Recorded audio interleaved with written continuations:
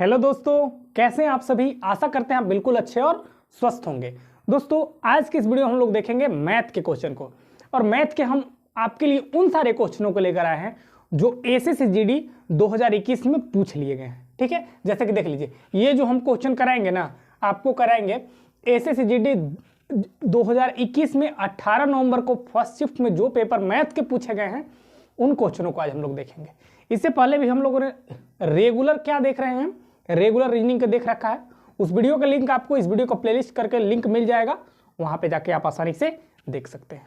तो चलिए दोस्तों क्लास को शुरू करते हैं। और शुरू करने से पहले दोस्तों एक बात आपसे छोटी सी रिक्वेस्ट है, यदि आप चैनल पे नए हैं और आप स्पेशल जीडी का तैयारी कर रहे हैं ना, तो आपको इस चैनल के माध्यम से बहुत ही बढ़िया से जीडी के बारे में जो भी पेपर में क्वेश्चन बनाए जाते हैं, जिस लेवल के बनाए जाते हैं ना, हम लोग वो चीज़ को बिल्कुल छोटा छोटा तरीका से देख रहे हैं। ठीक है, तो दोस्तों इस चैनल को इस तरह के वीडियो के लिए सब्सक्राइब जरूर करिएगा और दोस्तों अपने दोस्तों के साथ शेयर जरूर करिएगा।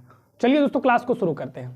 चलिए देख लीजिए, जो हमसे बोला जाएगा हम उसके अकॉर्डिंग काम करेंगे। क्वेश्चन दिखने में इतना लंबा है लेकिन बनाना एकदम आसान। मुश्किल से मुश्किल क्या 30 सेकेंड, मुश्किल से 30 सेकेंड, 30 सेकेंड में उड़ाने का गारंटी है मेरा। आपको बनाना कैसे है चलिए देख लीजिए। जो बोल रहा है पहले उसका काम करिए। देखिए बोला जा रहा है कि एक व्यापारी ने एक वस्तु को 8% हानि, याद रखिएगा कितनी हानि की बात बोला। चलिए कितना परसेंट हानि हुआ तो 8% का। चलिए ठीक है, हानि पर बेचा। यदि उसने 72 रुपया, याद रखिए 72 रुपये अधिक में बेचा होता तो 16% का क्या होता, लाभ होता। देखिए सॉरी, यहाँ पे जो बात हो रहा है ना, यहाँ पे दो बात हो गया। एक पहला बात हो गया 8% हानि का, फिर अगली लाइन में कितना 16% लाभ का। हम आपको इससे पहले भी जब आपको हानि लाभ पढ़ा रहे थे तो हमको ऐसे क्वेश्चन को कराए हैं कि जब याद रखिए कि दो कंडीशन रहे, दो रंग रहे, एक हानि का रहे और दूसरा लाभ का रहे, तो आप उसका क्रैमूल सीपी कैसे निकालिएगा हम आपको बता दिए थे कि कभी भी आपके ये दो रंग रहे ना तो आप दोनों को जोड़ लीजिएगा और जितना दिया रहेगा उससे डिवाइड लगा लीजिएगा, आपका क्रैमूल आ जाएगा। चलिए वही लगाइए आप। मान लीजिए ना कि वस्तु का क्या जो क्रैमूल चल रहा है वो एक चल रहा है। चलिए ठीक है, अब दोनों को क्या कर लीजिए, जोड़ लीजिए। 16, अब ये कितना हो जाएगा 16 और ये हो जाएगा 24। 16 और 8 कितना होगा 24। 24% के नीचे क्या होता है भैया, तो कहिएगा 100। अब इसके इक्वल टू कितना दिया गया है तो आप कहिएगा 72 दिया गया है, मतलब ये। चलिए काटिए, 24 दिया 72, 3 बार में 3 से 100 में यानी कितना हो गया 300।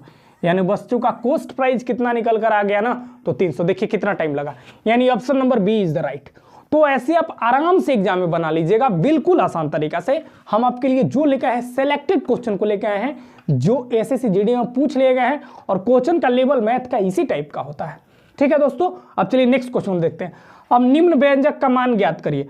ऐसा क्वेश्चन एक पक्का एकदम कंफर्म 101% हम कहेंगे कि इस तरह से क्वेश्चन आपके एग्जाम में जरूर एक मिलेगा। ठीक है, अब आपको बनाना कैसे है ना, आपको इसमें लगाना है बोर्ड मास। बोर्ड मास आप लोग सब जानते हैं कि पहले ब्रैकेट का, फिर डिवाइड का, फिर मल्टीप्लाई, ऐसा सब कुछ जानते हैं। तो सबसे पहले यहाँ जो काम होगा ना, यहाँ देखिए ये कितना गया 7 + 35 डिवाइड 7 × 5 ऑफ का मैंने क्या होता है ब्रैकेट, मल्टीप्लाई ब्रैकेट और 6 - 1। तो सबसे पहले याद रखिएगा दोस्त, सबसे पहले आपको काम करना है ऑफ का। ऑफ का मैंने क्या मल्टीपल ब्रैकेट का काम करना है। तो देखिए हम लिखेंगे नहीं इतना सॉरी, हम लिखेंगे नहीं इतना, आपको बनाना कैसे है वो देखिए हम सिखाएंगे आपको। मन में कैलकुलेट करिए ना कि ऑफ ये दोनों को मल्टीप्लाई करिए, कितना आ गया, तब कहेगा 6 × 5 = 30। चलिए कोई बात नहीं 30।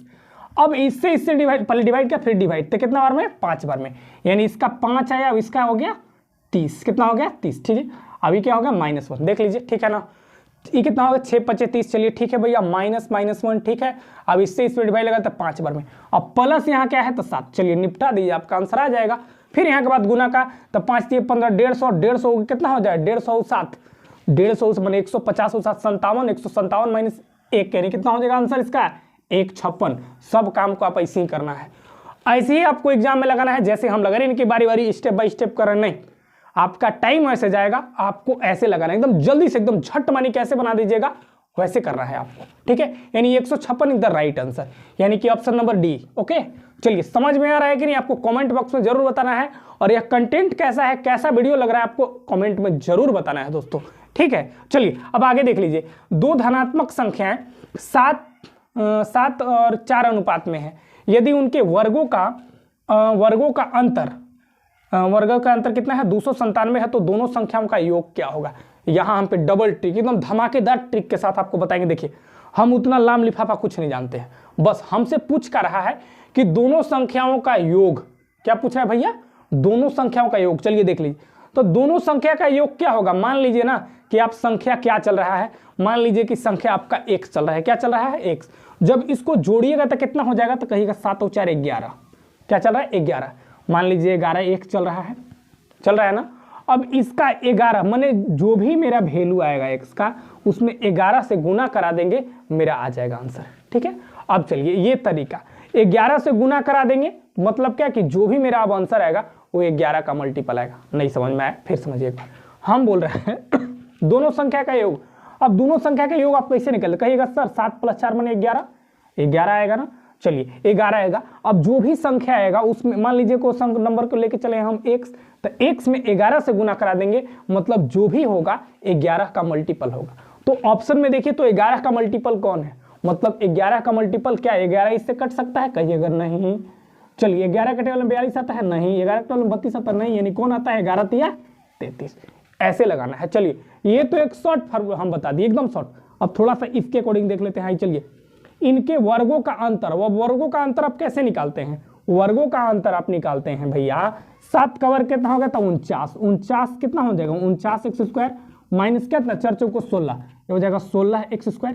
इसका वैल्यू कितना दिया है, तो 297। चलिए ठीक है 297। अब घटाइएगा तो कितना हो जाएगा, ये हो जाएगा 33, क्या देख लीजिए कितना है 3 और 33, अब x² बराबर ये क्या हो जाएगा 297। चलिए ठीक है ना। अब चलिए डिवाइड लगाई तो कितने बार में चला जाएगा, देख लीजिए तो लगे 11 के टेबल में कितने बार, तो कहिएगा 3 बार में। चलिए ठीक है भैया।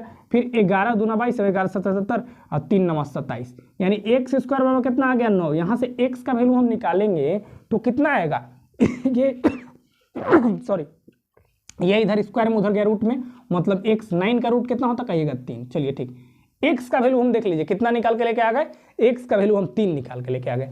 अब 3 इसमें भी रखेंगे, कितने 7 और 4 11, तो 11 x है ना, तो 11 गुना कितना, तो कहिएगा x की जगह 3 रख लीजिए, काहे कि 3 आया है। 11 गुना 3 मतलब कहने का भैया 33।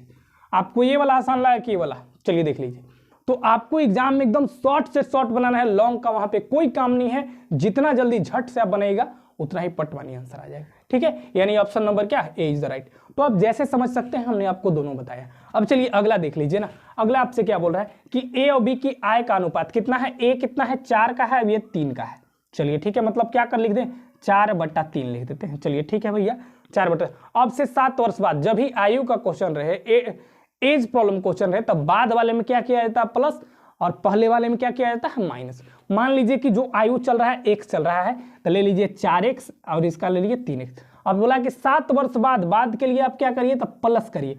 प्लस मैंने कितना करिएगा, तो 7 करिएगा। अब यहाँ भी +7। यदि आप बताइए पहले अगर 7 वर्ष बाद a बढ़ेगा तो b भी तो उतना ही 7 वर्ष बाद बढ़ेगा ना, यानी दोनों जो बढ़ेगा सेम रेशियो में बढ़ेगा। ठीक है, तो अब से 7 वर्ष बाद इसका जो एज है वो कितना हो जा रहा है, तो आप कहिएगा भैया 9/7 हो जा रहा है। रेशियो का मतलब क्या कि 9/7 आराम से। चलिए इसको निपटाइए, तो आइए मेरे साथ निपटाइए। तो उसको कैसे होगा, चलिए 7 चौक कितना हो जाएगा 28, तिरछा तिरछी गुना 28x प्लस कितना 7 7 49। चलिए ठीक है भैया, इक्वल टू ये कितना 9 तिया 27, 27x प्लस कितना हो जाएगा 9 7 63। चलिए 60, x का वैल्यू निकालिए कितना हो जाएगा, x इक्वल टू ये क्या हो जाएगा 59 में 63 जब घटाएंगे तो कितना हो जाएगा 14। देख लीजिए तो 9 4 13, हाँ 14, यानी कि x का वैल्यू कितना निकल कर गया 14 निकल कर आएंगे। हमसे पूछा कहा जा रहा है कि आपको बताना है कि दोनों के आयु का क्या बताना है योग, तो 4 और 3 कितना हो जाएगा 7, क्या हो जाएगा 7। अब 7 गुना 14 करेंगे तो कितना हो जाएगा, वही ना होगा। देख लीजिए एक बार क्या होगा, दोनों की आयु का योग पूछा है हमसे। चलिए योग फिर से एक बार देख लीजिए, दोनों का आयु का योग, तो 4 और 3 7 हो जाएगा दोनों का आयु। चलिए ठीक है भैया 7, तो यहाँ पे थोड़ा सा एक बार देखिए तो ठीक है ना 14 ही होगा ना। चलिए 9 5 ये क्या हो जाएगा 63 माइनस ये 49, ये क्या हो जाएगा 9 4 13, चलिए 5 1 14 ही ठीक है, यानी कि 14 ही आएगा, x का वैल्यू 14 ही आया। अब दोनों में जोड़ देंगे यानी कि 7x टोटल, तो 7 गुना कितना करेंगे 14, 7 गुना 14 कराए 14 7 98। दोनों का आयु का योग कितना आ जाएगा 98। देखिए यहाँ पे प्रिंट थोड़ा सा लिखने में गलती हो गया, यहाँ पे 98 कर लीजिएगा। ठीक है, यानी option number D is the right. तो इस तरह से एग्जाम में क्वेश्चन पूछ लिए गए हैं और इसी तरह से एग्जाम में आना का जो संभावना है ना दोस्तों वो बहुत ज़्यादा है, जिसमें आप आसानी से इस तरीका का यूज करके एग्जाम में आराम से लगा लीजिएगा। दोस्तों इस बार जीडी पर पक्का आप जीडी पर मैथ में 20/40 पक्का आएगा एकदम, हम कंफर्म कहेंगे। ठीक है, आप इस चैनल के माध्यम से बने रहिए, लाने का काम मेरा है। ठीक है, आपका कंटेंट बहुत ही बिल्कुल बेसिक तरीका से दिया जा रहा है यहाँ पे। ठीक है, इससे पहले भी हमने आपको जो भी बताया जैसे रीजनिंग वगैरह हो गया, बहुत ही बेसिक तरीका से बताया है। ठीक है, तो चलिए दोस्तों फिर मिलेंगे अगले वीडियो में। तो ऐसे वीडियो को लाइक करिए, सपोर्ट करिए, अपने दोस्तों के साथ शेयर जरूर करिएगा। दोस्तों फिर मिलेंगे अगले वीडियो में, तब तक के लिए धन्यवाद और जय हिंद।